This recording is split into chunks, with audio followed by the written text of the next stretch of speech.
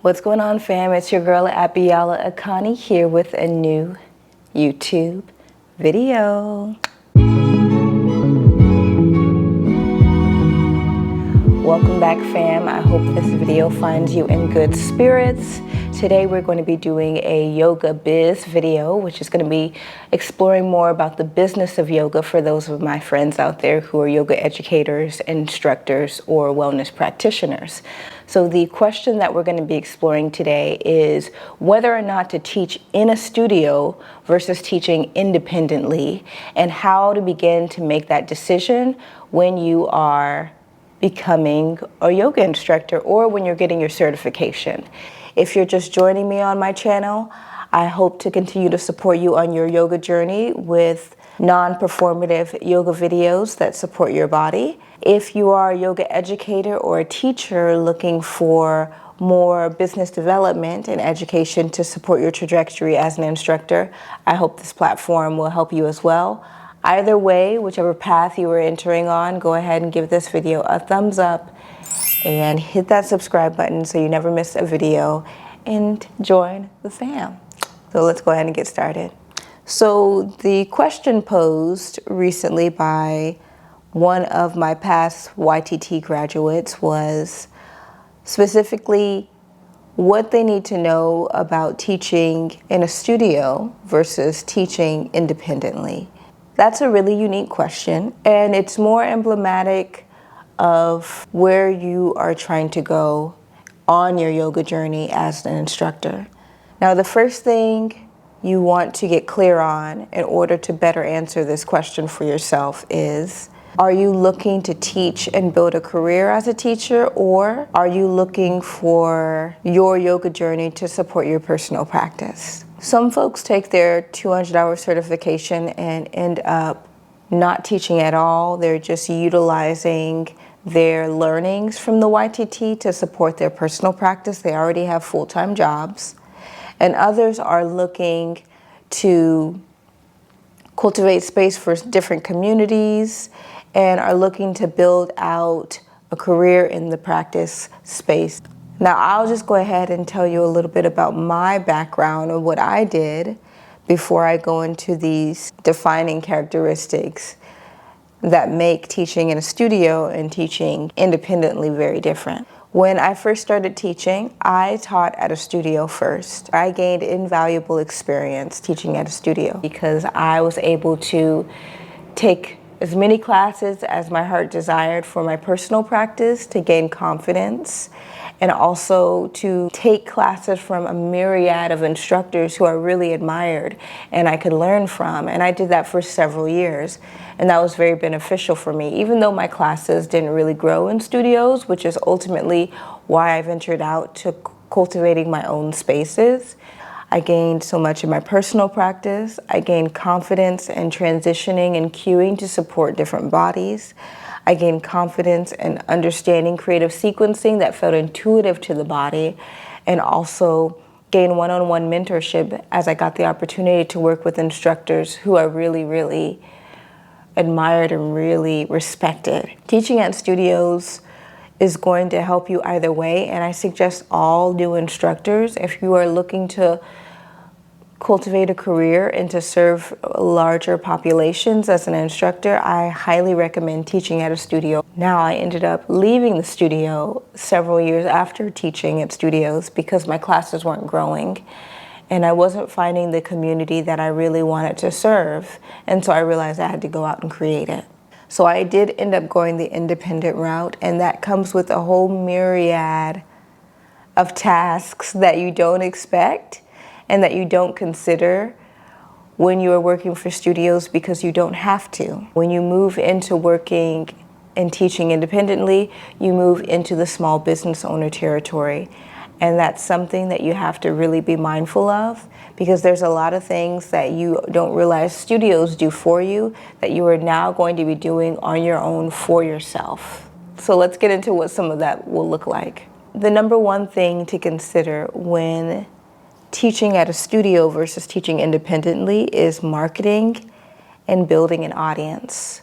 When you're teaching at a studio, the studio already has its marketing dollars going out there to bring in new students with different programs. They have a whole marketing campaign, email campaigns, whether that be online or that be in newspapers or magazines or things that are going out in the mail. They have a whole budget that is allotted to marketing and getting in new audiences. They also have the ability to be a brick and mortar and invite people in. When you are teaching independently, marketing and building an audience is going to be your sole responsibility, and you're going to have to quickly take that learning curve and start to learn how to begin to do that. How do I build an audience? How do I begin to market myself? And what makes me different from someone else who looks just like me and offers something very similar? So you have to begin to define what sets yourself apart from people who could be perceived as competitors or people who are in your similar market, and how to get your offerings out there in front of the eyeballs that you want to attract. Those are two big differences when you are teaching in a studio versus teaching independently. The second thing to consider when you're teaching in studio versus teaching independently is a studio has a brick and mortar, a physical space that people are walking by every single day, which is drawing in new audiences just by being a physical entity. Now, when you're teaching independently, because you don't have a physical space that you own, you're going to need to look into renting spaces and looking into spaces that you can afford, spaces that are easily visible, that will draw in the audiences that you want, that have ample parking and all these types of things you want to start to think about when looking for rentals to host your classes in. This is what I initially did when I went rogue several years ago and started teaching independently. I found a local capoeira studio in my neighborhood and set up a meeting with the owner, and that's actually where I started to host a lot of my classes. I would host them in that capoeira studio. The rent was fairly reasonable for me. We were able to work something out. We were both people of color, and I was able to teach there for a considerable amount of time. So you want to start to look into rentals, especially if you're teaching in person when things are starting to open. Teaching in person provides such a great one-on-one experience for your students, and students are starting to crave that again after being virtual for so long. So you want to consider, if you're teaching at a studio versus teaching independently, do I want to have a brick and mortar space that I can just travel to and teach at, or do I want to look into rentals and starting to take that responsibility on by myself? That covers insurance that you're going to need to have, paying rent, an additional rent every single month to host the space, platforms to host your classes so people can sign in or can pay and book classes. Those are all things you want to consider under the umbrella of brick and mortar versus rental when you are with a studio versus going and teaching independently. Number three kind of goes adjacent to number two, and that's in-person versus virtual. A lot of physical yoga studios did go virtual during the panini. However, they are starting to open back up, and that gives them leverage. They have the ability to be a brick and mortar, and they can now teach virtually or have virtual setups as well. Now, when you are teaching independently, you have to consider, am I going to teach virtually, or am I going to teach in person, or am I going to try to take on the task of doing both? Remember, you are usually going to be just one person doing many jobs. So teaching independently, renting out a space, and then also trying to set something up so you're teaching virtually as well, so that class is virtual, getting permission to be able to film students and things like that, all of that has to come into the conversation and you have to consider when you are teaching independently. So maybe starting to define if you want to teach in person and find one rental versus teaching virtual and setting yourself up there. You want to begin to define that if you're teaching independently. So number 4, when considering teaching in a studio versus teaching independently, is basically tax identification. When you are teaching for a studio, you're coming on as an independent contractor. So you don't fill out a W-2, you fill out a W-9, and you get something called a 1099 form at the end of the tax year. And you are expected to pay those taxes on your own. When you are going the independent route, you are still a contractor, but you are also now a small business. So that requires registering your business, whether you are a sole proprietor or an LLC, and getting a tax ID number, getting an employee identification number, so you're no longer giving out your Social Security card on these contractor forms. You want to make sure that you are registered as a business. If you have a certain name that's fairly catchy and there's other people in your arena who are doing similar things, you want to get that trademarked. And these are all the things you want to start to get organized with when you're moving from just teaching at a studio, and a lot of that stuff is done for you, versus teaching independently as your own small business. Budgeting and accounting. When you're teaching at a studio, the budgeting and the accounting, the business expenses, all that are done for you. When you are teaching independently, you have to start to take into account the expenses that are going out and the earnings that are coming in. So you need to be keeping track of all the budgeting and the accounting that's happening. So meaning you need to possibly create a budget for the month, especially if you have rentals and all these other things and all these other business expenses. Tax write-offs start to get involved. What can you write off and things like that. And then accounting, how are you making sure that you are recording all of these numbers and keeping them somewhere safe, and maybe bringing on an accountant that you work with every single month or annually at the end of the year that can help you do all of these things. When you're in a studio, a lot of that's done for you. You just fill out your W-9 form in the beginning of the year, or just fill it out one time. You give it to the studio.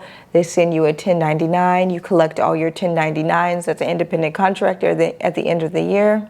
However, when you are working independently or teaching independently, there's a lot more documents and budgeting and expenses and earnings that have to be tracked and accounted for when it comes time to do those taxes. And most of the time you're actually paying taxes back. Like you owe the government money most of the time at the end of the year, as opposed to getting money back, which is a big difference in teaching for a studio versus working independently as a small business. The thing you want to consider, which actually goes with what I said about marketing and building an audience, is identifying your target demographic versus serving your studio's list. So what I mean by list is your studio's email list. Every studio has a large, full email list where they are able to market their offerings to.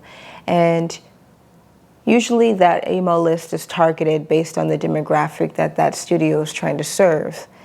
Now, if you are working independently, you need to begin to figure out who your target demographic is so that you can start to market to that group and offerings that make sense to them, that they have a desire for, that they are interested in. And this can be harder than you think to start to do, because you start to realize there's a lot of people in the space who are doing similar things than you. So it's about what makes your offerings unique and different in comparison to someone else. So identifying your target demographic is not just like, hey, I want to serve these people, but more so finding out what those people want and beginning to identify their needs and how your offering serves their needs. A studio already has a list where they already have their target demographic in mind, and they've already done that work for you. So when you come in and teach, the target demographic is already coming in. You're serving a list that's already been built.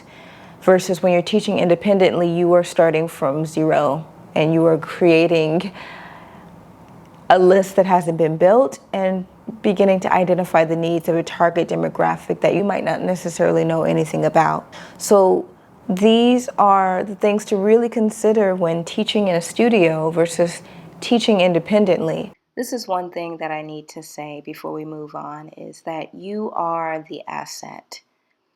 Studios cannot exist without instructors. And so this is something I'm continuing to learn as well, now that I've gone the independent route. And I constantly have to remind myself, as an independent yoga instructor and educator, you are the asset. So know that you are the prize in this instance, and continue to consider your worth. You don't have to be at a studio. You can go straight into going independently and find and learn your way. So continue to remember that first. I love that I chose teaching independently. I also love and am so thankful that I first started teaching in a studio, to really see and understand the makings of things, and really learning if teaching independently was something that I wanted, and really identified that the target demographic that I really wanted to serve was not in the studio spaces that I was teaching at, especially living here in Seattle, Washington. I will say that teaching independently and moving into the space of a small business owner requires a mindset shift that you gotta be ready for, and that you gotta be prepared to take on, in addition to earning a living and supporting yourself, to make sure that your needs are financially met at the end of every month. There were times where I went 3 months with eviction notices at my door when I went the independent route, because I just was not bringing in enough.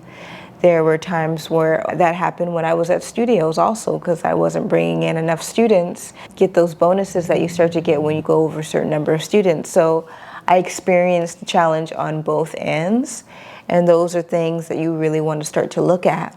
I hope this video was helpful for y'all.